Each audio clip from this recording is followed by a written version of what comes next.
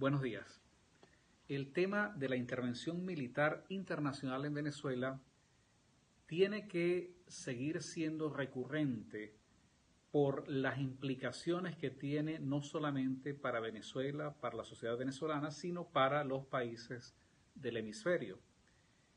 No es una situación que se plantea desde el punto de vista de lo que se desea moralmente, sino de una realidad que luce inevitable, inevadible por el grado de deterioro de la situación social, política y económica de Venezuela. Esto es importante analizarlo utilizando esta perspectiva EMIC, la perspectiva EMIC desde el punto de vista de la gente, del sujeto del proceso, o ETIC desde el punto de vista de quien está fuera de ese proceso, pero que sin embargo está de alguna manera relacionado con él. Para Venezuela, para quienes somos venezolanos,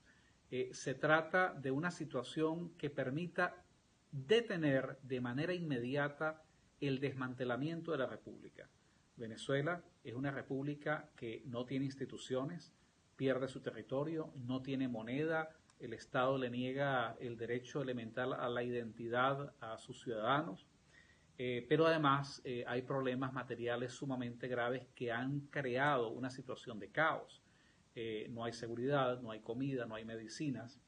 Y todo esto ocurre en un contexto donde no hay ninguna posibilidad de resolver el conflicto de manera institucional. Quiere decir esto que no hay posibilidad de ir a unas elecciones donde se dirima políticamente esto. Por eso se impone otra dinámica desde la perspectiva de quienes nos vemos víctimas de una minoría que utiliza las armas de la República para imponerse sobre el resto de la sociedad. Ahora bien, esta dinámica interna desde Venezuela se puede ver a la luz de las ideologías de los derechos humanos, a la luz de la ideología del derecho internacional y del humanismo como un problema de solidaridad. O sea, visto así sería como, bueno, hay que ayudar a los venezolanos para que superen esta situación. Pero aún así no se tiene esa connotación de urgencia que quienes estamos adentro vemos por el desmoronamiento que significa todo lo que está pasando y prácticamente el desmantelamiento de la República misma. Sin embargo, cuando esta dinámica comienza a traspasar las fronteras, como en efecto ha ocurrido, esto crea un impacto adicional. Entonces, países que antes veían esto de una manera como un problema, un conflicto distante, se ven ahora como parte del centro de este conflicto y es producto de la gran cantidad, prácticamente se habla de más de 4 millones de venezolanos que han sido desplazados de su territorio, que se han visto obligados a abandonar el país en contra de su voluntad para ir a otros países, para ir a Colombia, a Perú, a Bolivia, Argentina, España, Estados Unidos, Canadá, etcétera. Sobre todo en el caso de los países de Sudamérica, este desplazamiento masivo ha creado una presión inesperada, abrupta, para la cual estos gobiernos no estaban preparados. Entonces, la discusión sobre lo que está ocurriendo en Venezuela deja de ser un problema exclusivamente de los venezolanos para convertirse en un problema real para la política colombiana, para la política peruana, para la política argentina. A esto hay que agregar que el papel que ejerce el Estado venezolano, el Estado chavista, para tratar de sostenerse en el poder, lo ha llevado a crear las alianzas más inverosímiles con, digamos, enemigos históricos del hemisferio occidental, por ejemplo, como los regímenes dictatoriales musulmanes de Irán, a crear unas alianzas en términos, en realidad, del mayor y más absoluto sometimiento y servilismo con potencias mundiales como el caso de China y de Rusia, entregarle el control de las Fuerzas Armadas al gobierno cubano para que sea su aparato de espionaje el que garantice el control de la oficialidad y evitar algún tipo de rebelión como los intentos que hemos visto en los últimos meses. De manera que este segundo aspecto, esta segunda dinámica de las actividades, de las cosas que tienen que hacer el régimen para sostenerse en el poder, entra en colisión con los intereses directos que tiene el imperio de los Estados Unidos de Norteamérica, que es en realidad, digamos, en torno al cual los países del hemisferio occidental están orbitando. Y frente a esto, se plantea una vez más esa máxima que dice que los estados no tienen amigos sino intereses. Es por la colisión de intereses que hay entre lo que trata de desarrollar el Estado chavista con Nicolás Maduro a la cabeza y los intereses de los países vecinos y los intereses de los Estados Unidos de Norteamérica, lo que ha puesto, lo que ha creado en realidad un nuevo nivel de urgencia y de atención sobre lo que está pasando en Venezuela. Hay diferentes maneras de abordar este conflicto y llama la atención que inclusive los países que son víctimas directas de este desplazamiento, de esta presión adicional que se produce por el desplazamiento masivo de venezolanos en su territorio, tratan de buscar soluciones que no atacan el corazón, la raíz del problema. Por eso estos países,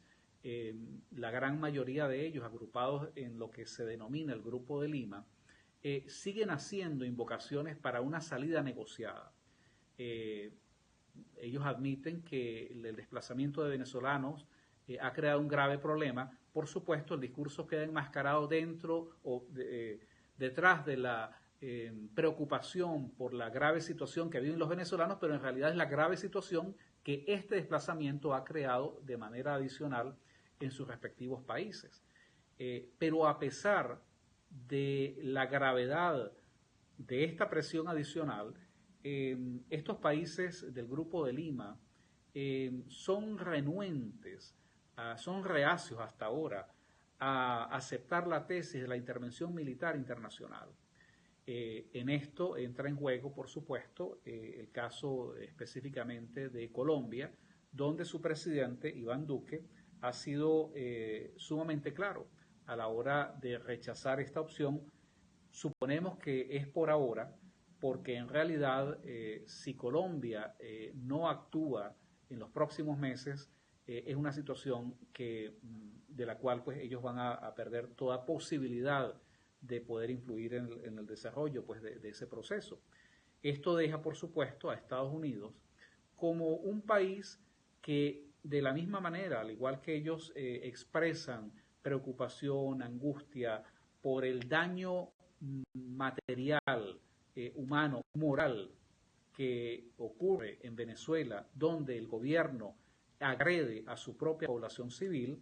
en realidad lo que hay es una colisión con los intereses de Estados Unidos de mantener pues su papel